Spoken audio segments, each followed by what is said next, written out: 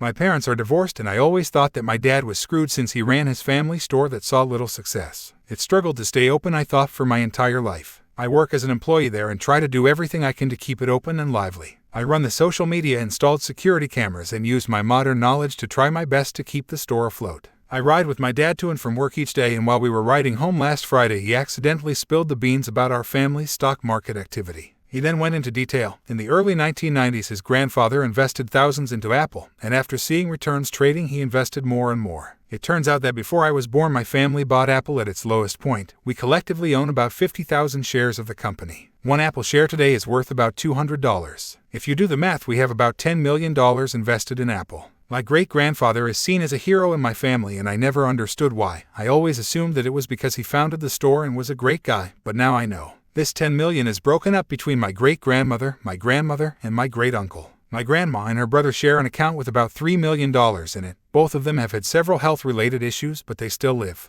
The account was made decades ago before the family split. Not going to go into details, but my grandma and great-uncle are at total different ends of the spectrum, and it all comes down to my great-uncle being an awful person for his entire life and treating everyone like he owns them. If one of them dies, the shares go to the other person. And if my grandma dies first, then we are never seeing that money ever again. We severed most of our ties with their side of the family since the hero. My great-grandfather's cause of death was a heart attack, and it is believed by everyone that the reason his heart gave was because my uncle was on the phone with him and dropped some horrible information drilling into my great-grandfather, and he was so upset that he collapsed. And 2 hours after this conversation, he was found at the phone collapsed dead. My great-grandma owns about $7 million in her account. She is 92 and will likely pass away soon. My uncle believes that the shares will be transferred to his and my grandma's account and will be split. However, my great-grandma signed that all of the shares will be going to my side of the family. When this happens, he is either likely to sue us and give up because there are no legal grounds, then either discommunicate completely or commit suicide. My grandma is currently working on splitting their joint account and taking her $1.5 million.